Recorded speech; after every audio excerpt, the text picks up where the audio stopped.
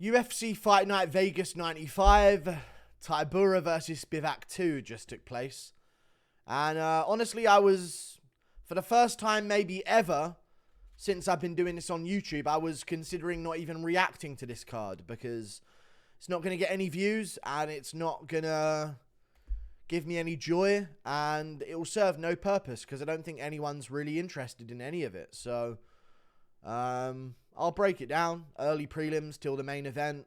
It was very uneventful. Starting with Luciano versus Talita Alencar. Now, basically, Stephanie Luciano had good takedown defense and good IQ to escape certain positions that she needed to. And Talita Alencar is a grappler with no ability to get a fight to the ground ever. So that's obviously a bit of a hole in her game, I guess. All that grappling she's been doing to not be able to score a takedown. I picked Stephanie Luciano for that reason. And Talita Alencar lost. So, yeah, I think as a grappler, you should be able to get takedowns. Maybe. I don't know, though. Obviously, I'm not a fighter, so. But, yeah, I went with Luciano and got it right. We move on. Youssef Zalal versus Jarno Errens. I went with Youssef Zalal. I said he would get a finish. I was correct. I actually think I said decision, actually, but I picked Youssef Zalal. Both guys were going tit for tat on the feet, landing some shots back and forth, and then Youssef Zalal went for a takedown, got the takedown. On the way back up, Jarno Errens gave up his back, and Youssef Zalal got a rear naked choke. So, really good win by Youssef Zalal. That's that fight summed up. There ain't much to talk about here, guys. I'm going to go to the next fight on the card. He literally just took him down, and Jarno Errens gave the back, getting back up like a rookie, like a Ferguson. It still hurts. And, yeah, got choked out. Rookie mistake from Jarno Errens. That got a performance bonus for Youssef Zalal. Wow, he must be happy about that. We move on. Jhonta Diniz versus Karl Williams. Thank God my theory proved to be true. Karl Williams is a grappler. And this just goes to show you the IQ level of the men's heavyweight division right now. Karl Williams is a grappler who only shoots takedowns when wobbled and hurt. It's the only time he shoots takedowns is when he is like desperately trying to save his own life. Jhonta Diniz outstrikes him very clearly in the first 2 rounds. The third round, I guess, can be Karl Williams because he had a bit of control time with the takedowns. But again, like this guy only shoots when he's in danger and then he doesn't even get most of them anyway. So Jhonta Diniz did a better job than Justin Tafa, as I predicted. He's a little bit more logical in the way that he approaches the game. You know, he throws a lot of technical stuff. You know, Tafa will look for a KO out of nowhere and a big swing and a big meaty hook. Rest in peace, Lucas Tracy's channel. He'll throw big meaty hooks and get taken down because of it. But Jhonta Diniz was a little bit more under himself, had his base under control a little bit more, and therefore won the fight because of it. So it was a very uneventful fight itself. We move on. Karol Rosa versus Pannie Kianzad. Sadly, this was probably fight of the night. First 2 rounds were absolutely crazy. Rosa was a level above Pannie Kianzad from what I saw. I thought she won all 3 rounds. She got a takedown some point in the fight as well, but she even ended up on top in certain moments, even if she didn't get a takedown. But really good stuff from Karol Rosa. She had really good stand-up in this fight and just was slicing open Pannie Kianzad, cutting her open and landing some really technical shots. So she actually looked pretty good in this fight. Pannie Kianzad was game, but just seems like Rosa was just a little bit ahead of her and a little bit better than her. So I went with Rosa and I got the Rosa pick. That was a sweep of the prelims right there on predictions at least. And I had some pretty good underdogs as well. So there you go. Main card time. Thoshiomi Kazama versus Charalampos Grigoriou. Now I picked Charalampos Grigoriou. But Thoshiomi Kazama actually had a good submission win here by triangle. It was good. You know what hurts, yeah, when you're making videos and you know no one's watching? I feel like I haven't felt like this in a while when making a video, but sometimes when I'm doing other event recaps, I'll feel it, but I know no one's watching. I know they're not. It's crazy. I can say anything. No, I'm joking. I'm in the UK. I can't say anything. Thoshiomi Kazama versus Charalampos Grigoriou. I went with Charalampos Grigoriou. I thought he would have the grappling edge over Thoshiomi Kazama. I thought he'd be able to get top position and do well with it. And I think he had a little bit of a stand-up edge as well. And he had the edge in terms of a chin. And I was correct, in all honesty. Kazama was trying to sort of do his thing with the control time in round 1. But round 2, Charalampos Grigoriou ended up getting a knockdown early in the round. And then landing some vicious elbows on Thoshiomi Kazama. Slicing him open, landing huge shots. Damaging him really badly. And then just stuck himself into a triangle and got choked. Didn't try and improve position. He just watched the triangle happen in front of him. And it just goes to show that he's not UFC level. I don't think Kazama is either. But I knew that Kazama wasn't. I didn't know that Grigoriou completely wasn't UFC level yet.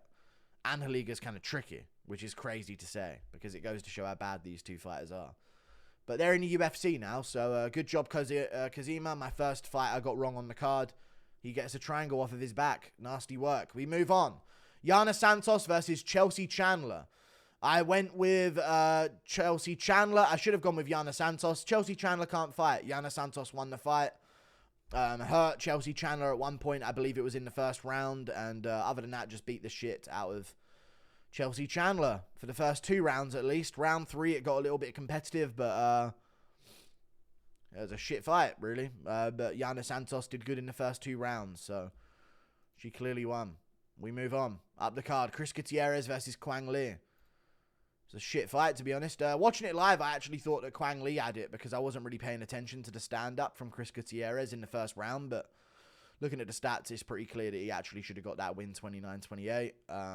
Winning the first and third round, losing the second round. He got out-grappled in the second round. He didn't really have much off of his back. But on the feet, he was just on another level to Quang Lee. And, you know, that was a shit fight as well. Chris Gutierrez won. I picked him and he won. Barlow versus Nikolay Veretennikov.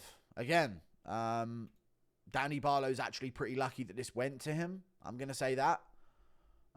Nikolay just didn't really do enough, I didn't think, in the rounds that he needed. I thought maybe round 3 was a good round for him, but he got a little bit outstruck minorly in the first 2. Round 2, actually, who knows? But I guess they considered Barlow's strikes more effective, seeing as they were even on strikes in the second round. So really a 50-50 fight. One judge had it 30-27 to Veretennikov. I don't know how they can score the first round to Veretennikov. So that judge was crazy for doing that. But I had it first round clear Barlow, third round clear Veretennikov, second round either way. Barlow got it done. Shit performance. This guy is a week's notice layup. Destroy him. Looked awful. Looked shit. Both guys looked dog shit. It's a dog shit fight. It was awful. Nothing to really talk about. No highlight at all in the whole fight. We move on. Chepe Mariscal versus Damon Jackson. Now, this one I can actually talk about a little bit. So, round 1, they're scrambling back and forth. This actually got given 2 30-25 scorecards. And yeah, Chepe Mariscal was beating the shit out of him in the second and third round. Round 1 was kind of Damon Jackson just firing off knees in the clinch at the start. And then Chepe Mariscal would land a couple of good shots and eventually get a takedown and use a trip or a sweep on Damon Jackson, take the legs out from underneath him, end up on top. Damon Jackson would do a good job trying to recover back to his feet. But in that process, Mariscal was winning because he was keeping busy with little shots and staying ahead of it, even though I thought he lost round 1, arguably. But maybe, no, he didn't, because he ended strong in round 1. So, no, he actually won the first round. And then round 2 and 3, Damon Jackson just couldn't keep up the pace with Chepe Mariscal. Maybe because he didn't cut weight. Mariscal does have good cardio anyway, but this was crazy cardio for a high-paced fight that it was in that first round with the scrambles. But, yeah, he dominated. Dominated the fight. Second and third round, beat the shit out of Damon Jackson. Jackson had moments where he would end up on top, but he would go for stuff like a finish. You know, which he actually needed here. But he would, like, jump the back in the third round when he had full guard on top. And it was just like, ugh, you're giving up position. Silly move. But there you go. Damon Jackson lost. Chepe Mariscal won. Crazy. Good for Chepe Mariscal. I picked him, and he won. Good for him. I got a lot of fights right today. other than this one, the main event. Sergey Spivac versus Marcin Tybura. I thought it was over. As soon as Marcin Tybura ended up on top on the ground, I was like, this is the rest of the round now. So Sergey Spivac starts off the fight landing some good shots on Tybura. Like two good shots. Like a big shot, and then he lands a jab or some shit. And then gets the takedown on Marcin Tybura, but Marcin Tybura reverses position on him and ends up on top. So I thought, oh, it's fucking wraps for Sergey Spivac. He's small compared to Tybura. But then Tybura's never seen an armbar before, so he just let his arm get taken into an armbar, laying there on top with his arm outstretched in the chest area of Sergey Spivac. Spivac's getting a grip of it, Tybura's just watching it, and then boom. The armbar's in, Tybura verbally taps. And that's that. That's his heavyweight run done. Not that it was some kind of run, but he had been picking up some wins recently. But yeah, good for Spivac. He got a submission off of his back in heavyweight MMA. That's impressive, so.